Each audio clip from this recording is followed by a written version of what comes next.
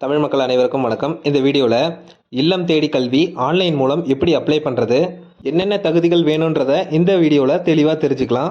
மறக்காமல் சேனலை சப்ஸ்கிரைப் பண்ணிக்கோங்க.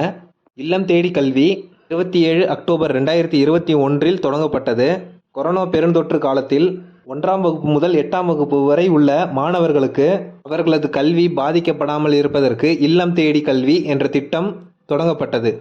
2 வருடத்திற்கு மேலாகியும் தமிழ்நாடு அரசு இத்திட்டத்தை மிகவும் சிறப்பாக செயல்படுத்தி வருகிறது. இதற்கென தன்னார்வலர்கள் ஆன்லைன் மூலம் விண்ணப்பிக்கலாம்.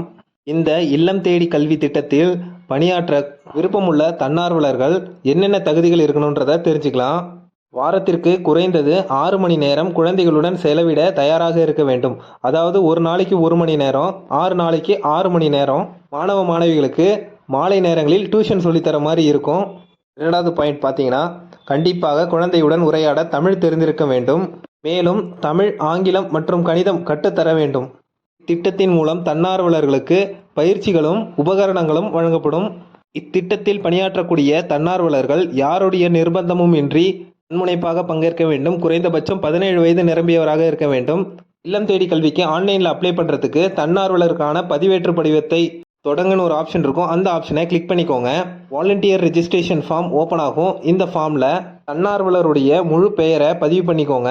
அடுத்து பாலினம்ன்ற ஆப்ஷனில் ஆண், பெண், திருநங்கை, திருநம்பின்ற ஆப்ஷனில் ஏதாவது ஒரு ஆப்ஷனை செலக்ட் பண்ணிவிட்டு பிறந்த தேதியை செலக்ட் பண்ணிக்கோங்க.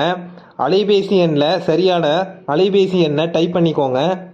அடுத்து வாட்ஸ்அப் எண்ணையும் சரியாக டைப் பண்ணிவிட்டு மின்னஞ்சல் முகவரியை பதிவு பண்ணிக்கோங்க. ரெட் கலர் ஸ்டார் உள்ள டீட்டெயில்ஸ் மட்டும் ஃபில் பண்ணால் போதும்.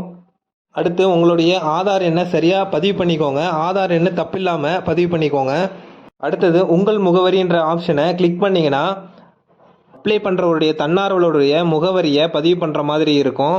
அடுத்து மாவட்டத்தை தேர்வு பண்ணிவிட்டு அடுத்து வட்டாரம் பிளாக்கில் நீங்கள் எந்த பிளாக்கோ அந்த பிளாக்கை செலக்ட் பண்ணிக்கோங்க.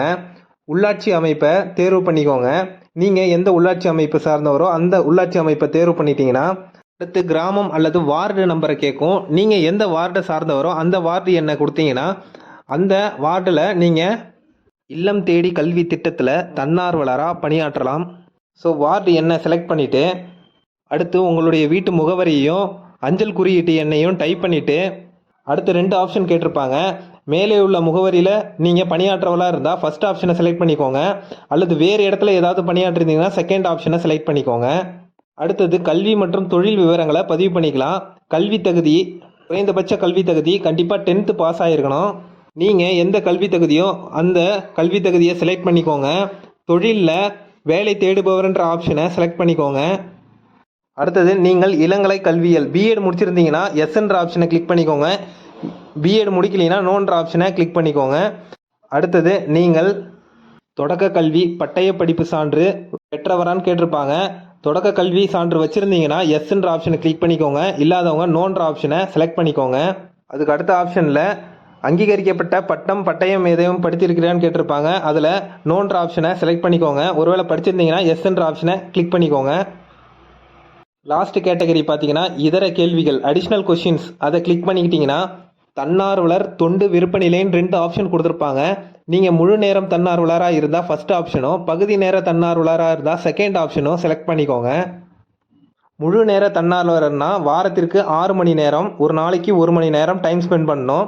பகுதி நேர தன்னார்வலர்னா வாரத்திற்கு 1 முறை, 2 வாரங்களுக்கு 1 முறை, மாதத்திற்கு 1 முறை நீங்கள் குழந்தைங்களோட டைம் ஸ்பெண்ட் பண்ணுற மாதிரி இருக்கும். உங்களுக்கு எந்த ஆப்ஷன் கம்ஃபர்டபுளாக இருக்குமோ அந்த ஆப்ஷனை செலக்ட் பண்ணிக்கோங்க.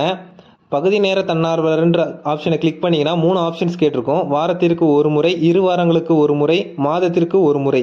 அதில் ஏதாவது ஒரு ஆப்ஷனை நீங்கள் செலக்ட் பண்ணிக்கோங்க. அடுத்தது கொரோனா தடுப்பூசி போட்ட விவரத்தை கேட்டிருப்பாங்க.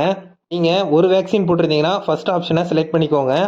அடுத்தது 3 கேள்விகள் கேட்டிருப்பாங்க. அதற்கு உங்களுக்கு விருப்பமான பதிலை நீங்கள் டைப் பண்ணிக்கலாம்.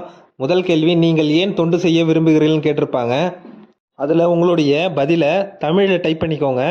அடுத்த கேள்வி, முந்தைய கற்பித்தல் அனுபவம் ஏதாவது இருந்ததுன்னா உங்களுடைய எக்ஸ்பீரியன்ஸ் சம்பந்தமான விவரங்களை தமிழில் டைப் பண்ணிக்கோங்க. அடுத்து தன்னார்வலர் அனுபவம் ஏதாவது இருந்ததுன்னா அதையும் நீங்கள் டைப் பண்ணிக்கோங்க.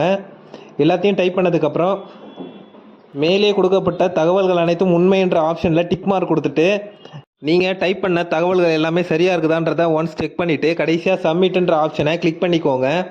உங்களுடைய அப்ளிகேஷனுக்கான நம்பர் ஜென்ரேட் ஆகிடும். இதை ஸ்க்ரீன்ஷாட் எடுத்துக்கோங்க அல்லது இந்த நம்பரை எழுதி வச்சுக்கோங்க.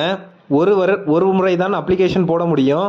இந்த பேஜிலேயே தன்னார்வலர் தொண்டு செய்ய உங்கள் ஆர்வத்திற்கு நன்றி, உங்கள் விண்ணப்பம் பெறப்பட்டது, விரைவில் உங்கள் விண்ணப்பம் பற்றிய இதர விவரங்களுடன் உங்களுக்கு SMS அனுப்பப்படும் அப்படின்ற தகவல்களையும் இந்த பேஜில் சொல்லியிருக்கிறாங்க. மேலும் இல்லம் தேடி கல்வி திட்டத்தில் பணியாற்றக்கூடிய தன்னார்வலர்களுக்கு மாதம் 1000 ரூபாய் ஒவ்வொரு மாதமும் வழங்கப்படும். இந்த இல்லம் தேடி கல்வி திட்டத்திற்கு மேலும் உங்களுடைய சந்தேகங்கள் மற்றும் தகவல்களுக்கு ஸ்க்ரீனில் தெரிகிற மின்னஞ்சல் முகவரி மற்றும் டோல் ஃப்ரீ நம்பர் 14417 என்ற நம்பருக்கும் தொடர்பு கொண்டு உங்களுடைய சந்தேகங்கள் மற்றும் கேள்விகளுக்கு தீர்வு காணலாம். இந்த வீடியோ பிடிச்சிருந்தா லைக் பண்ணுங்கள், கமெண்ட் பண்ணுங்கள். மறக்காமல் வே டு தமிழன் இ சேவை சேனலுக்கு சப்ஸ்கிரைப் பண்ணுங்கள். தேங்க்ஸ் ஃபார் வாட்சிங்.